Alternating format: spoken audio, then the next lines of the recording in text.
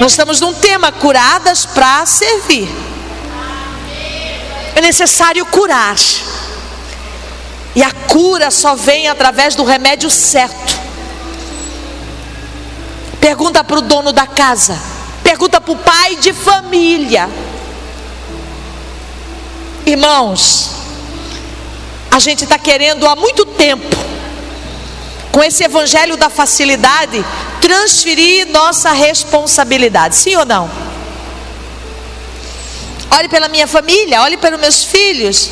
Pastor, visita meu filho. Pastor, visita minha família. Pastor, faz isso. Pastor, é assim ou não é, irmãs?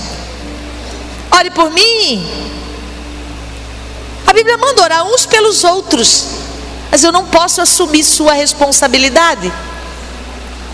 Porque antes de Jesus chegar até a sua casa, Ele vai mandar alguém na frente. E Ele está mandando hoje o Espírito Santo. Aleluia. Para mexer lá dentro de você, para perguntar para você como está o seu cenáculo, como está o andar de cima.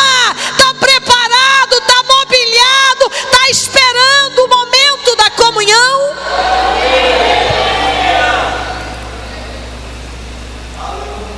Aí João começa a descrever tudo que acontece no ambiente de comunhão. Irmãs, olha aqui para mim.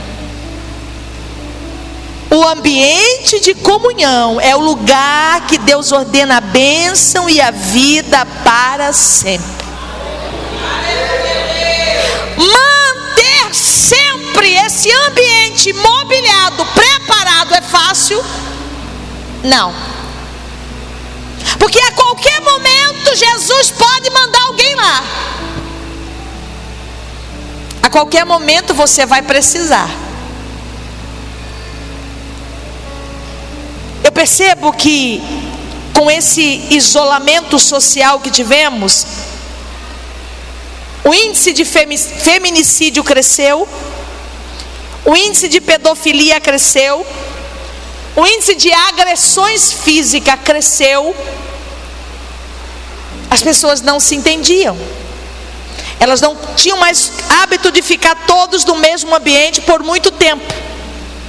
Porque esse ambiente, o pai saía para cá, a mãe para cá. Ninguém se preocupou em preparar, com uma mulher de Provérbios, colocar panos dobrados para o dia do inverno, para aquecer a casa, porque o inverno vai chegar. E o inverno chegou.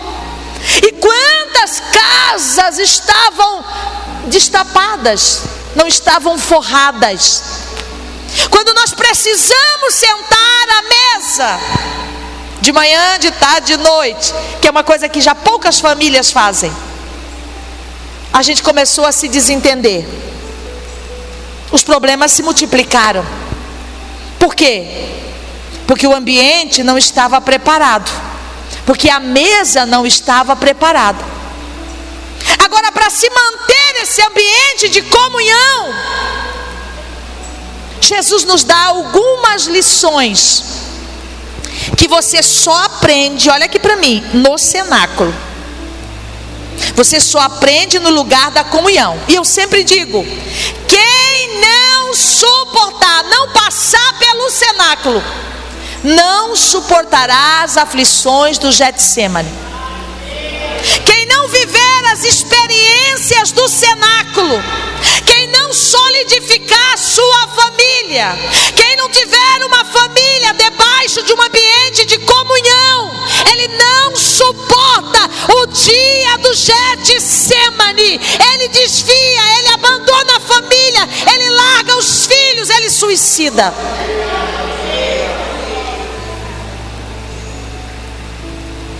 A casa, a gente diz que é o melhor lugar, é a nossa casa, mas para muita gente não é. Eu sempre gosto de dizer que o lar é o refúgio do guerreiro, é o descanso do trabalhador, é a alegria do triste, é a abundância para aquele que está farto. É o lar, é o que deveria ser. Aí Jesus entra para o cenáculo, chega naquela casa, tudo preparado, assenta com os seus discípulos e começa a celebrar.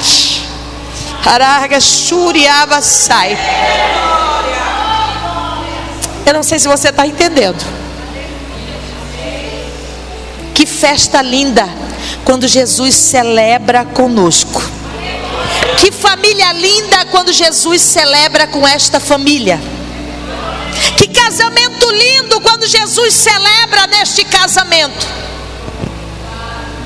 Sabe por que Davi compôs o Salmo 133? E existe muitos indícios de que o Salmo é da sua autoria. O Salmo 133 é o penúltimo salmo dos degraus da romagem do povo a caminho de Jerusalém para sacrificar ao Senhor. E ele começa a cantar, ele começa a salmodiar a comunhão. Quando ele percebe que depois de longos dias o povo caminhando junto, eles ainda conseguiam adorar a Deus em volta de um único altar. A adoração deles não estava diferente. Todo mundo adorava no altar que foi erigido ao Senhor. Existia comunhão.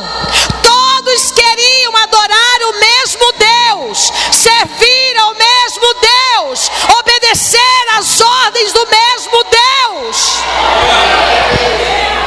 Ambiente de comunhão requer um altar só. Lá na sua casa só tem um altar? Só existe um único Deus? Ou você já erigiu um altar, seu filho outro, seu marido outro? A mesa ficou de lado, porque cada um pega o seu prato, um vai para o quarto, outro para a internet, outro para a sala. Tem vários altares. Mas quando Davi percebe que aquele povo consegue adorar, todos depois de muitos dias numa caminhada, adorar um único Deus, no único altar, Davi diz: não, isso aqui precisa ser celebrado. Aleluia.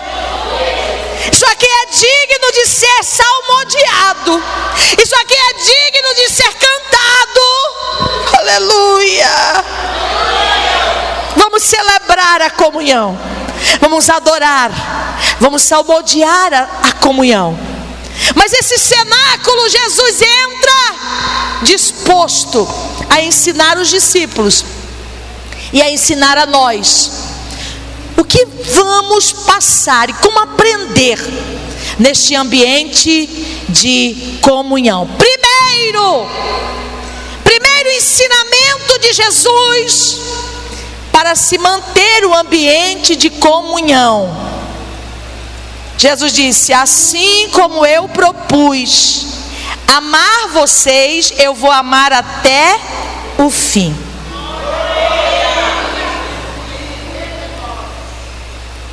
Apesar de saber que Pedro iria negá-lo, que Judas iria traí-lo, ele diz: mas eu vou amar vocês, porque eu propus amar vocês até o fim. Independente se vocês vão me negar, vão me trair, vão me abandonar, eu propus amar vocês. Aleluia. Querida irmã, levante sua mão. O Espírito Santo quer ouvir da sua boca: eu vou me propor a amar até o fim. Apesar de não merecer. Ah, Deus.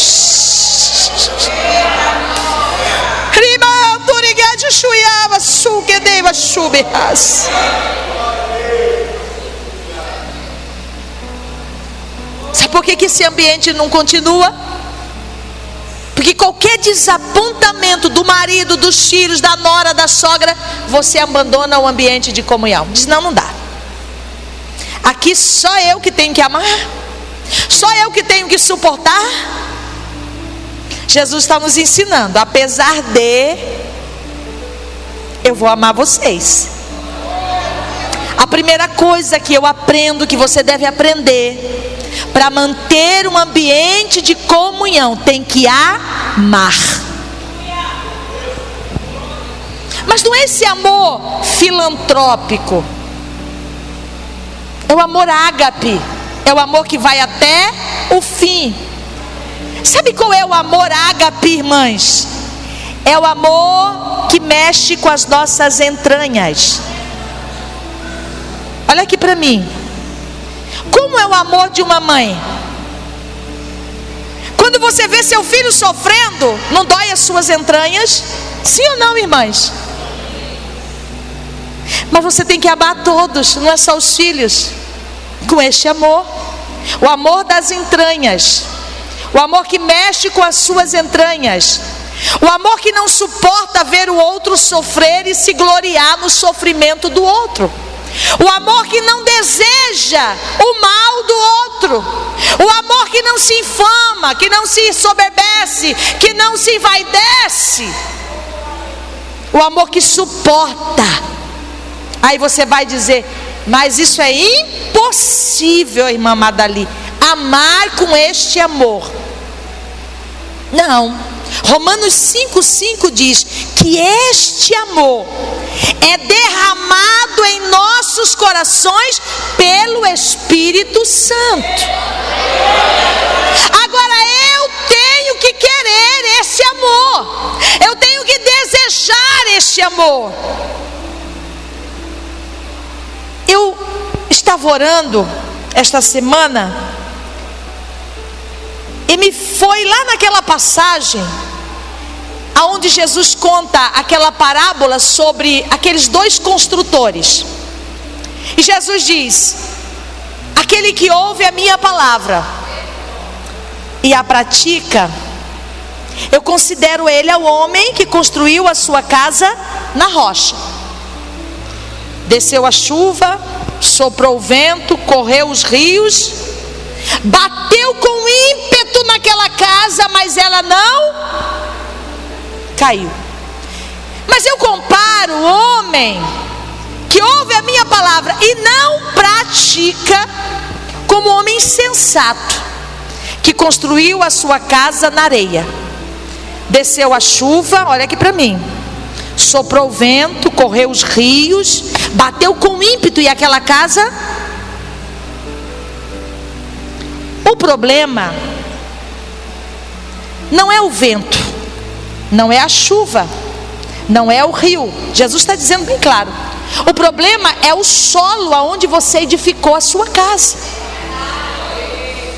Quando você edifica o seu lar com a prática da palavra de Deus, gente, nunca se teve um tempo em que a gente tem tanto acesso à mensagem como nos nossos dias, sim ou não? Você ouve mensagem do que você quiser o dia inteiro e não acaba. Mas parece que a gente está pior um pouco. Você tem que praticar o que você está ouvindo. Isso vai fazer toda a diferença. Edificar uma casa na rocha não é coisa fácil. É fácil? Cadê os irmãos construtores aqui? Bater marreta na pedra é fácil? Não. Praticar a palavra também não é fácil. Exige de mim um desejo de praticar.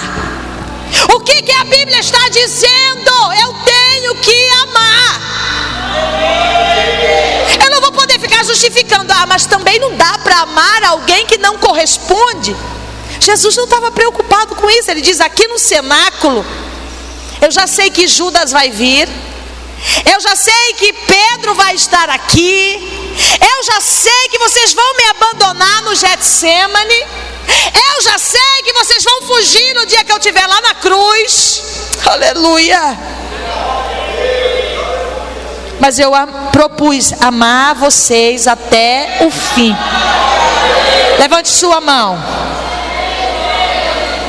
Você já se propôs a amar sua família até o fim? Quem ama consegue manter o ambiente de comunhão. Você consegue manter esse ambiente onde Jesus sempre vai querer estar nele. E vocês sabem, como eu sei, que o lugar que Jesus está é diferente. Sim ou não, irmãos? Quem tem Jesus tem tudo, quem não tem, não tem nada. Aonde Jesus está, a fartura de alegria. Aonde Jesus está, há milagres. Aonde Jesus está, há manifestação do seu Espírito. Mas Jesus precisa de alguém nessa casa que haja para Ele manifestar. Você pode até dizer, mas Jesus está na minha casa, mas Ele não se manifesta. Jesus estava lá comendo na casa de Simão, onde reuniram os homens, Jesus sentado, comendo, normalmente, como se foi convidado para um jantar. Mas de repente chega uma mulher, trazendo um vaso de alabastro cheio de unguento perfumado. Quando Jesus viu aquela mulher, aquele ato daquela mulher, o que a Bíblia diz? Ele se levanta. Aleluia. Ele se manifesta, perdoando o pecado, restaurando a história, mudando o curso da vida daquele povo. Você presencia Jesus manifestando na sua casa? Gente, é nos mínimos detalhes. É numa multiplicação. Sim ou não? É numa mudança de comportamento. É naquele momento em que você sente uma alegria indizível. É aquele momento em que o mundo está desabando lá para baixo, e você lá dentro da sua casa está com uma fé terrível. Aleluia. Diga para quem está do seu lado: Jesus só manifesta num ambiente de comunhão. Não, talvez você já ouviu essa mensagem, não interessa. Você pode colocar todos os argumentos que você quiser, pode justificar o que você quiser. Aleluia. Mas Jesus só se manifesta no ambiente de comunhão. Primeira coisa que eu aprendo no cenáculo, no andar de cima na minha casa, é que eu tenho que amar. Amar apesar de. Segunda coisa que Jesus nos ensina, que tem que ser exercitado, que tem que ser executado para manter o ambiente de comunhão: humildade. A Bíblia diz que a humildade precede a honra. A Bíblia diz que Deus dá graça aos humildes, mas rejeita os soberbos. E Jesus vai dizer: aprendei de mim, que sou manso e humilde de coração. Jesus podia dizer: aprendei de mim que sou poderoso. Não. Quando Jesus disse aprendei de mim, Jesus estava querendo dizer, numa tradução original: tenha um coração ensinável. Tem gente, pastor, que você ensina e ele está fechado. O coração dele não é ensinável. Você fala, mostra, mas ele não tem um coração ensinável. Para ter um coração ensinável, você precisa ser humilde. Porque a primeira coisa que a gente faz quando alguém nos corrige é alterar os ânimos, sim ou não? Irmãs? Você gosta de ser corrigida? Ninguém gosta. Eu gosto de praticar a palavra. É um exercício difícil, mas eu gosto. Eu sei que eu preciso. E a Bíblia diz assim, eu vou abrindo os parênteses dentro da palavra. A Bíblia diz assim: quem tem falta de sabedoria, peça ao Senhor, que dá a todos deliberadamente. Não é assim que a Bíblia diz? Essa palavra deliberadamente significa aquilo que Deus já quer te dar. Então é só você pedir. Deus já quer te dar, você pede, está na sua mão. Mas aquele que sabe que não tem sabedoria, peça que Deus vai te dar, porque você precisa construir com sabedoria. E eu sei que por muitas coisas eu não tenho sabedoria. E eu comecei a pedir, mas sabe o que eu achei, pastor Boaz? Eu achei que ia ter uma varinha mágica assim, plof, a sabedoria. Mas não é assim que acontece.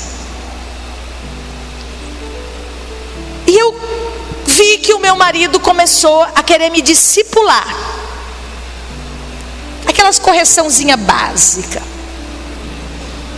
Eu já me irritei, né, irmãs? Aí eu fiquei nervosa, né? Aí o Senhor disse para mim: você não está pedindo sabedoria? Porque Deus conversa comigo, conversa com você. Conversa ou não conversa? E esse é no momento da oração, irmã.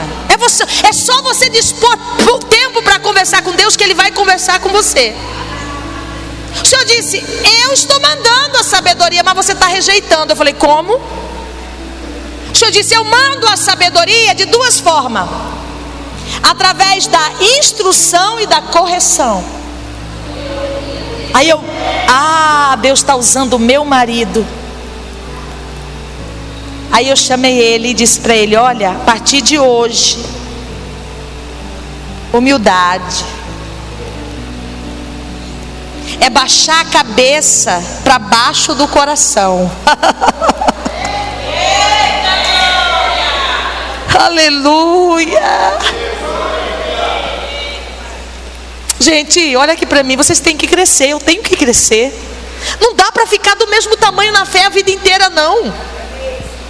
Esses crentezinhos mirrados tem que crescer no conhecimento, na graça. Eu disse: a partir de hoje eu não vou mais revidar a sua correção, eu vou aceitar. Ele ficou assim, ó. Meu Deus, eu não estou nem com uma mulher aqui, eu estou com uma super mulher aqui, né? Ele deve ter pensado.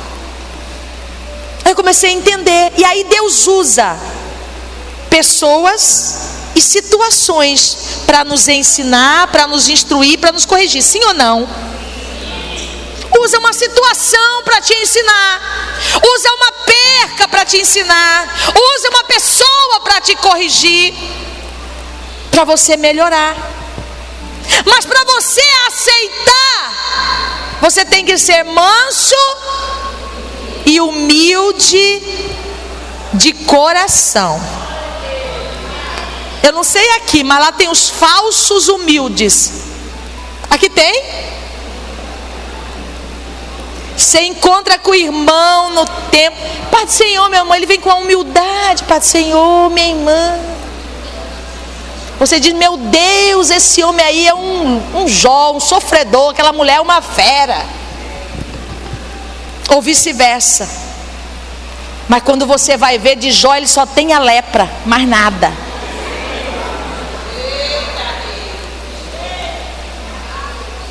Tem que ser de coração. Tem que ser espontâneo. Gente, eu vou dizer uma coisa para vocês: para o humilde sempre vai ter lugar.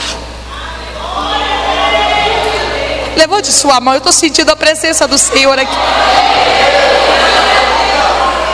Para o humilde sempre vai ter lugar. Humildade. Os discípulos chegaram para aquela ceia sem entender nada. Sabe qual era a preocupação deles? Era quem queria sentar à direita, quem queria sentar à esquerda. A preocupação deles era uma disputa de posição. Quem que vai ficar, quando chegar lá no céu, quem que vai ficar à direita, quem vai ficar à esquerda, quem que vai estar do lado, A preocupação era posição. Esqueceram de levar toalha, bacia. Mas Jesus não.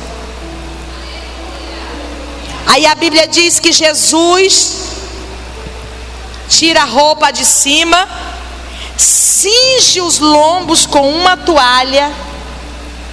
Não existe nada mais temporário do que uma toalha. Você não sai na rua enrolado na toalha, sai? No máximo você sai do banheiro para o quarto, sim ou não? Porque é uma veste temporária.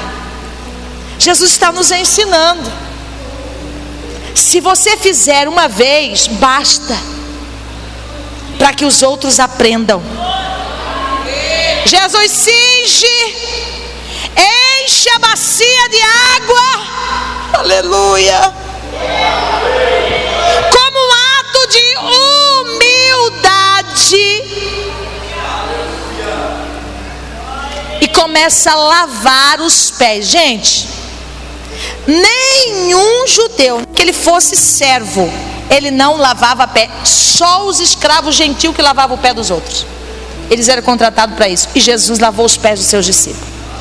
Segunda coisa, para manter o ambiente de comunhão lá na sua casa, porque é lá que Jesus precisa se manifestar. Aqui ele já se manifesta, porque ele escolheu este lugar para fazer habitar nele o seu nome. Mas aonde que você precisa que Jesus se manifeste? Na vida dos seus filhos, sim ou não? Na vida do seu esposo, na vida da sua família. É verdade ou não, irmã? Então é lá na sua casa. Segunda coisa que Jesus nos ensina no cenáculo: humildade. Terceira coisa que Jesus nos ensina, e que se não tiver isso, não tem comunhão. Jesus nos ensina a servir. Ele deixa bem claro para os seus discípulos: maior aqui é o que serve, não é o que é servido. Eu sou maior do que vocês, porque eu estou servindo. Numa casa, numa família, em que as pessoas não estão dispostas a servir uns aos outros, e a Bíblia vai dizer: faça aos homens como se estivesse fazendo para mim. E aí o salmista vai dizer no Salmo 100: a mim vocês devem servir com irmã, alegria. Lá na sua casa, se você quiser manter o ambiente de comunhão, aprenda a servir com alegria. Mas meu marido não merece, mas serve com alegria, porque você está servindo ao Senhor. Ah, mas minha sogra não merece, mas serve com alegria. Para manter o ambiente de comunhão, onde Jesus ordena a bênção e a vida para sempre, precisa ser um ambiente de servir. Todos da família precisam servir. Tem casa que é só a mãe que serve. Limpa, faz almoço, lava a louça, põe a roupa. É assim, ninguém mais. Mas se quiser ter um ambiente de comunhão, todos precisam servir. Tem marido que não serve, que não lava uma louça, que não seca um banheiro. Deixa Deus falar, né, irmãs?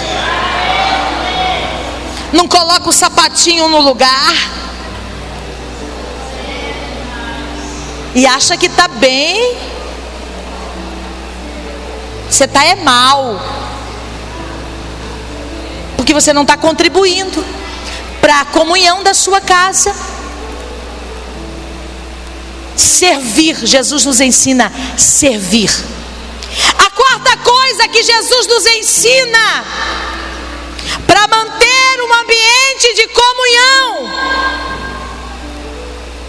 Gente, a sua casa não é perfeita, como na minha também não é perfeita, porque lá é formado de pessoas imperfeitas. Mas é possível manter um cenáculo mobiliado. É possível. É possível. Começou a pandemia e minhas agendas foram todas canceladas. Minha aula voltou online. Meu marido ficou trabalhando em casa. Então era assim, 24 horas, né, irmãs? Aí uma amiga minha ligou desesperada: Madali, o que vocês estão se arrumando aí dentro? Eu não estou aguentando mais o meu marido aqui. Vocês não brigam aí? Eu disse: não. Aliás, eu estou achando tão bom. E eu não falei mentira não, irmãs, eu falei verdade. E ela é crente, uma mulher de oração.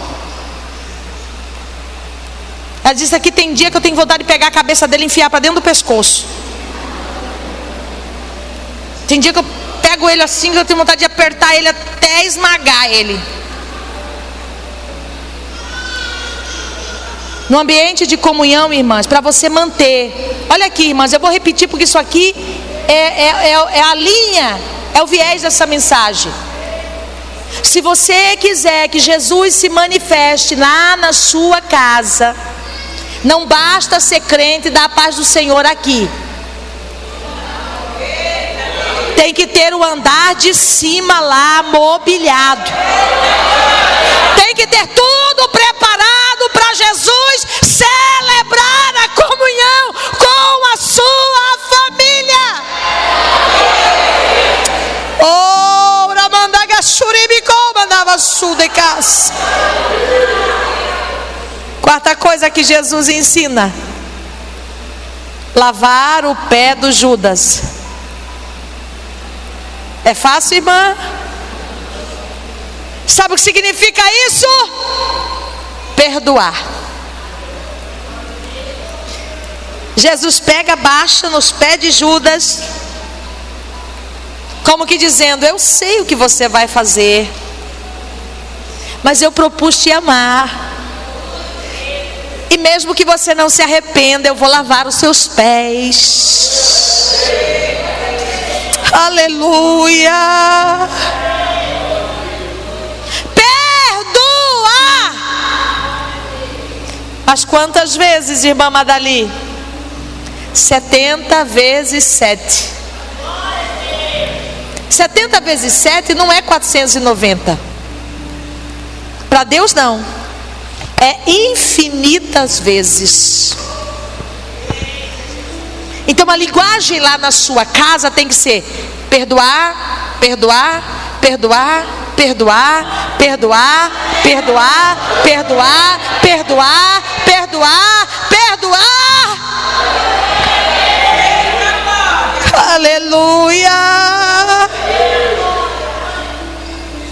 Então Jesus ensina o que nós temos que fazer para manter o ambiente de comunhão. Agora, irmãos, nós temos os inimigos da família, nós temos os inimigos da fé, e nós temos os inimigos da comunhão. Aqueles que trabalham para que a sua família não tenha comunhão. E eu quero listar para vocês aqui, já que nós estamos no ensinamento, quais são os inimigos da comunhão, para você conhecer ele, para você lutar contra ele, não contra o seu marido, contra o seu filho, mas contra o inimigo da comunhão. O primeiro inimigo da comunhão se chama indiferença. O que é indiferença? É descaso na importância de cada membro da família. Gente, não tem coisa mais difícil do que alguém ser indiferente com você. Sabe o que ele está dizendo? Para mim, você não tem valor nenhum. Para mim, tanto faz você estar aqui como não estar, para mim é indiferente. Todos lá na sua casa têm o valor dele. Sabe o que tem matado os casamentos? É a indiferença. Tanto faz você estar aqui como você não está. O marido chega, só quer a comida. Indiferente se você está lá, se você trabalhou o dia todo, se você se preparou para receber. Indiferença da mulher, que o marido chega cansado, para mim tanto faz, você está fazendo mais do que a sua obrigação. Indiferença com as atitudes dos filhos. Todos têm o seu valor. E olha aqui para mim, ninguém faz nada obrigado, irmãos. Não é obrigação, não. Para a família, a gente não faz porque é obrigado. A gente faz porque ama. A gente faz porque sabe que cada um tem o seu valor. Aí você diz, vai lavar a louça. Aí a sua filha lava, ela vem, mamãe, já lavei. Aí você diz, você não fez mais do que a sua obrigação. Sabe que você está sendo indiferente para o valor dela. Quantas pessoas entram no ambiente de depressão por causa de uma indiferença? Eu não sei se vocês já passaram pela indiferença. E a Bíblia, quando fala no casamento, a Bíblia vai chamar isso de repúdio. É o que Malaquias diz sobre o repúdio. O repúdio é pior do que o divórcio. É por isso que o Senhor diz, dá carta de divórcio, não fica repudiando. É você repudiar o quê? Você ter a pessoa, não liberar ela, mas repudiar ela. É melhor que você dê a carta de divórcio, libere ela. Tem a esposa, tem o esposo, mas repudia. Não dá carinho, não dá atenção, não trata bem. Fica massacrando, como diz a minha mãe, matando na unha.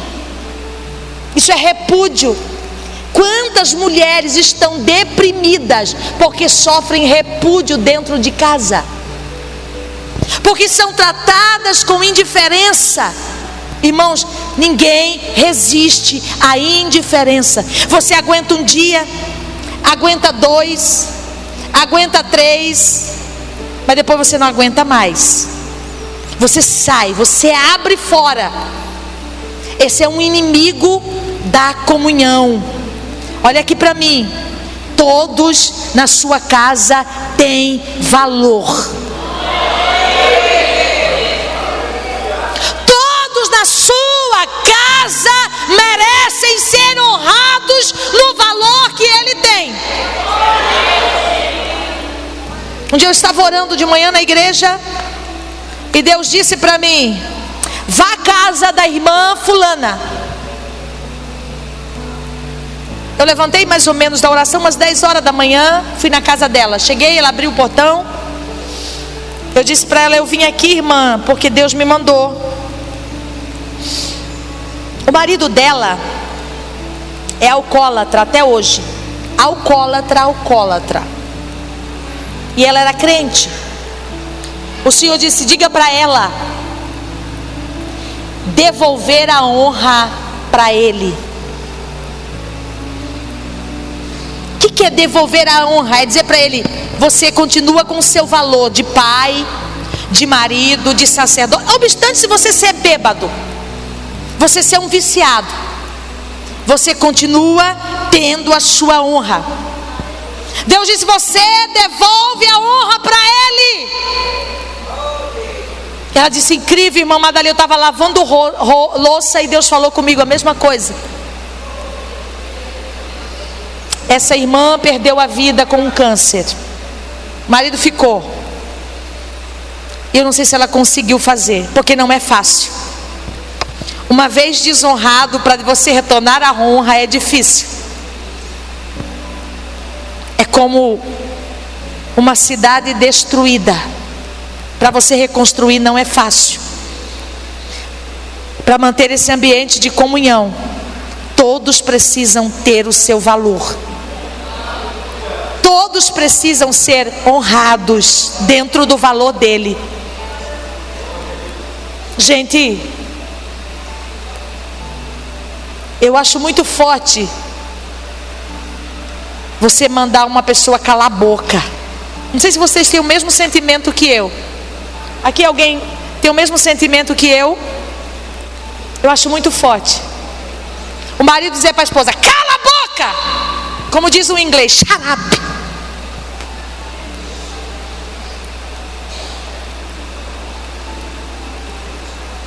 Ou o pai dizer para o filho: cala a boca! Você está sendo indiferença com o posicionamento dele. Você pode corrigi-lo. Irmã, Deus está falando tão forte aqui que eu estou estremecendo.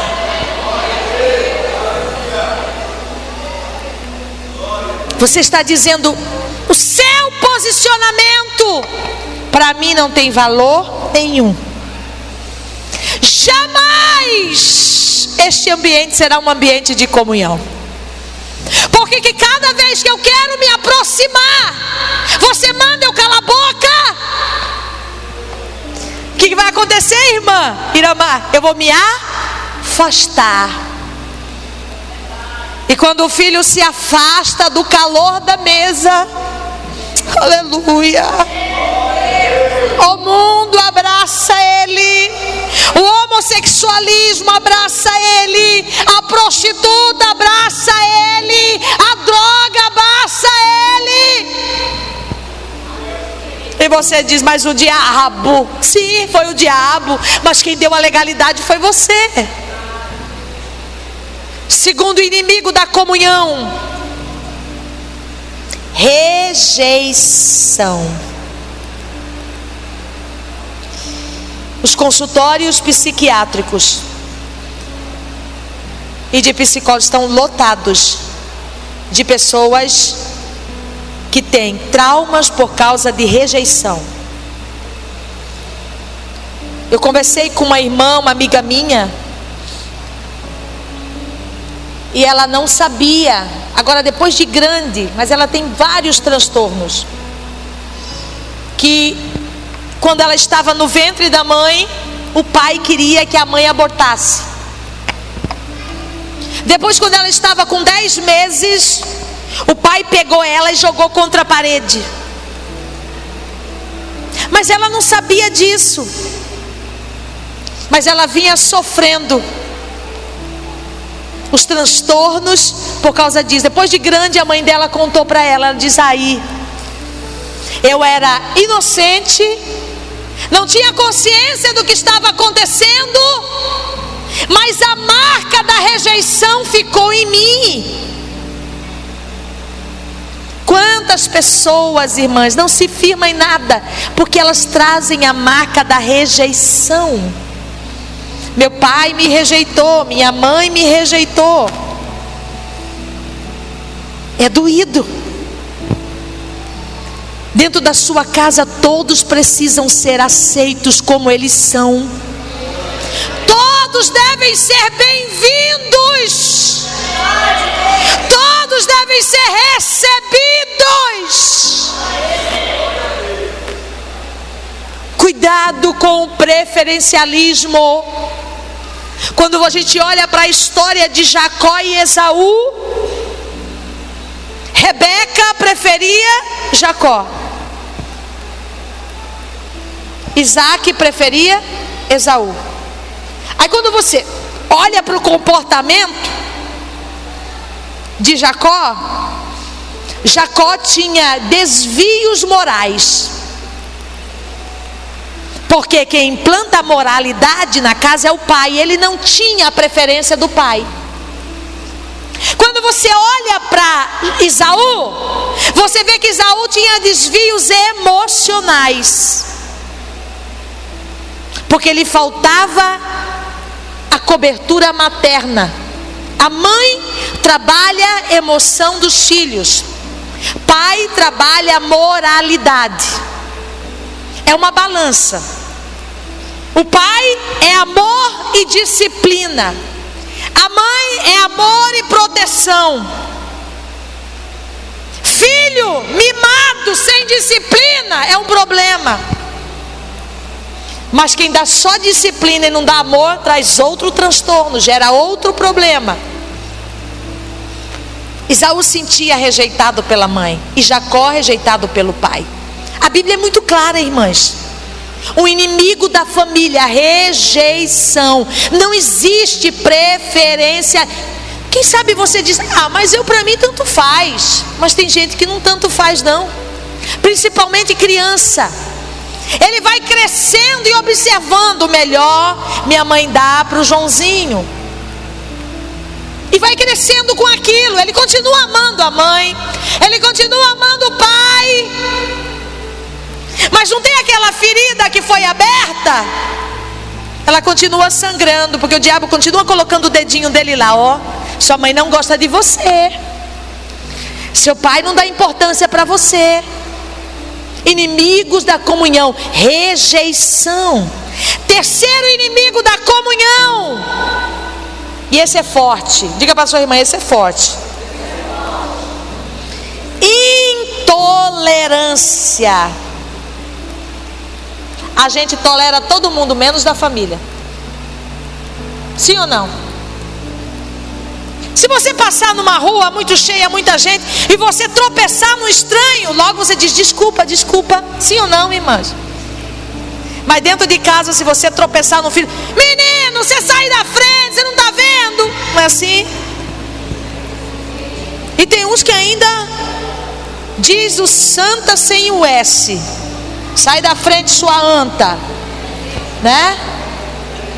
É intolerante, irmãos. Olha aqui para mim. Não importa se você deve 50 ou 10, você não pode pagar nenhuma dívida. Você se julga melhor dentro da sua casa, mais santo, e aí você não quer tolerar a fraqueza do outro. Só que tem uma coisa: você também tem as suas fraquezas. Tolere o outro, porque você vai ser tolerado. Se tem uma coisa que tem acabado, destruído as famílias, é a intolerância. Ninguém tolera ninguém. Errou, pau na moleira, como diz o meu marido. Errou, não tem perdão. Mas só você que pode errar, eu não posso errar. Eu errei. Aí você diz, tá bom. Daqui a pouco erra de novo, a mesma coisa. Você tem que tolerar de novo.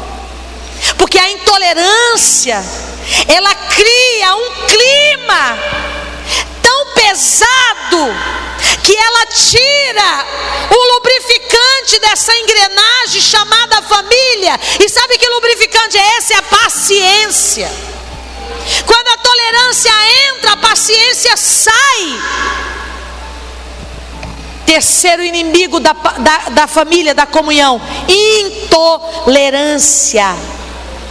Intolerância é um veneno que Satanás tem usado para azedar, para matar muitos relacionamentos. Sabe por que a gente é intolerante? Porque nós não suportamos ver no outro os nossos próprios defeitos. Aí você diz, essa menina. Sabe por que você fica irado com seus filhos? Tem hora porque você está vendo neles o seu próprio defeito, o seu próprio retrato. Olha eu aí. Sim ou não, irmãs? Quarta coisa que veio como inimigo da comunhão: individualismo. Aquele que manifesta o egoísmo. Gente, em todos os sentidos, o individualismo é prejudicial. Só quer para você. Só você que merece. Só você que tem direito. Aí você faz um absurdo. Tira o seu filho da mesa para botar um estranho. Tira o seu filho da cama para botar um estranho. Você está dizendo para ele, aqui você não tem direito. Aqui tem mais direito um estranho do que os de casa. Você faz banquete para os de fora, mas faz um melexé qualquer para os de dentro. Você acha que você está no direito de levantar sua bandeira e dizer, aqui só tem direito eu.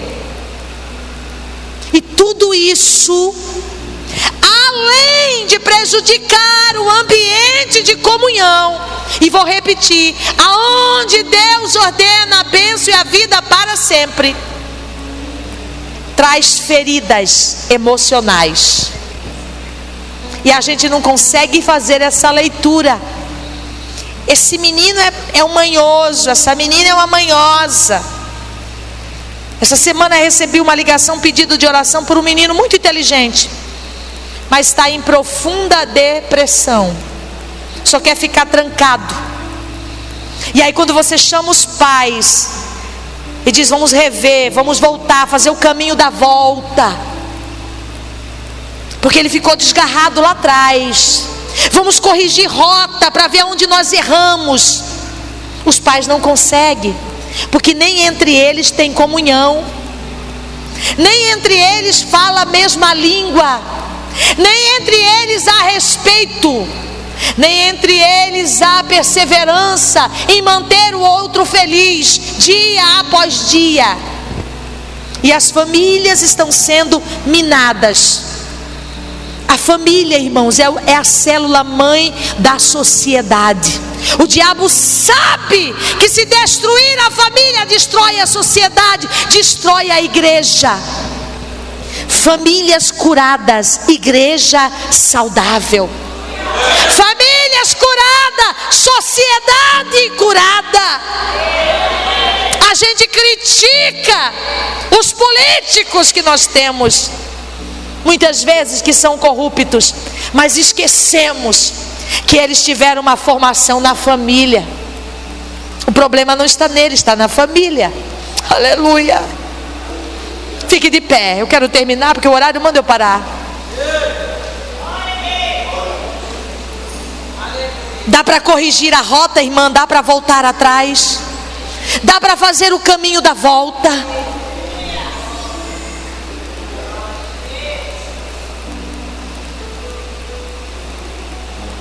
Eu só quero fazer uma pergunta: toda a sua família já está dentro da arca?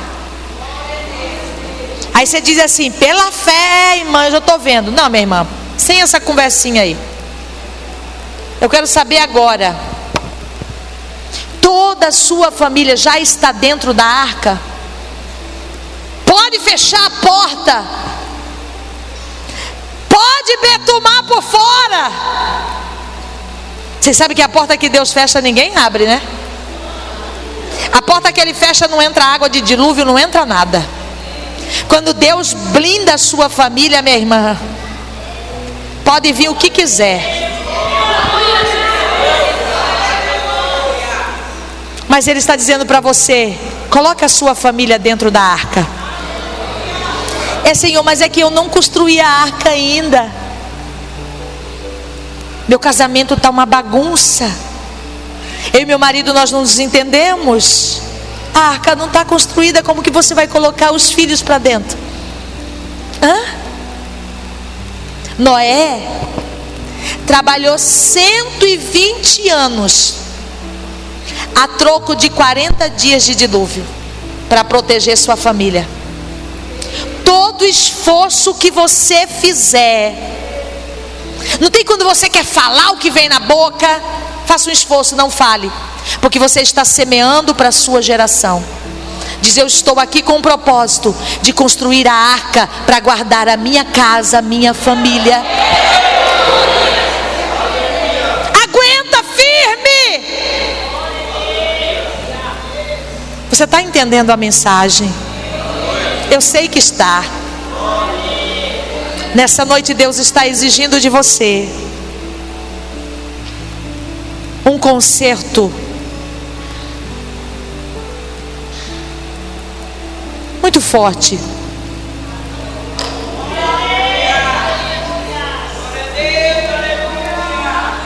Um conserto no casamento.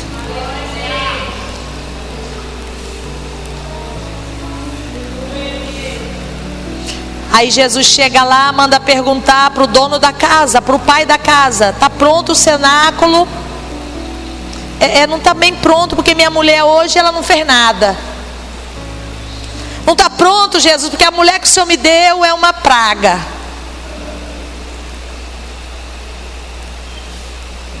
E aí começa a síndrome de Adão. A culpa é sempre do outro. Sabe o que o Espírito Santo me disse?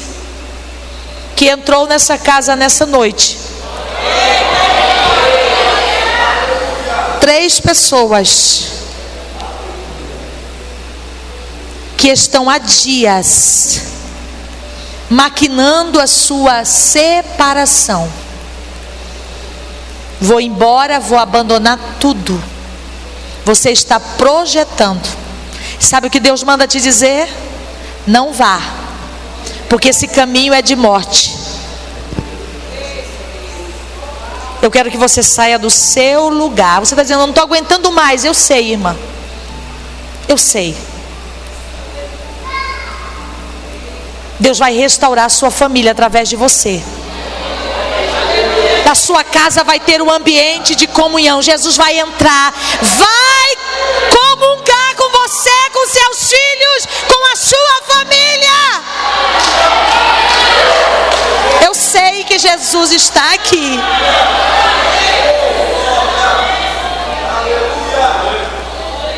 Tá difícil. Eu não aguento mais. Estou esperando a terceira pessoa.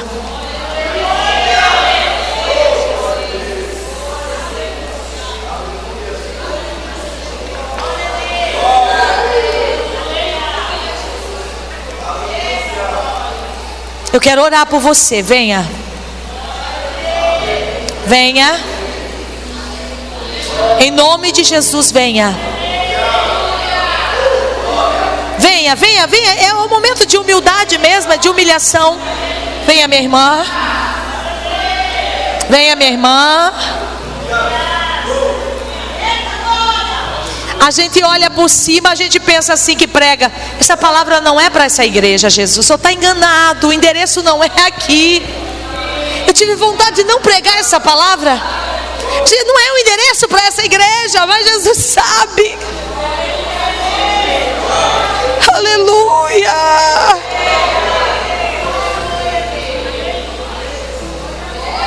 Diga comigo, amar até o fim. Se humilhar, servir e perdoar. Jesus pode indicar sua casa como um lugar de comunhão. Não, irmão, você não entendeu. Jesus pode indicar sua casa como um lugar de referência de comunhão. Como que vocês vivem lá? Jesus se manifesta na sua casa, a respeito, a tolerância, a harmonia na sua casa.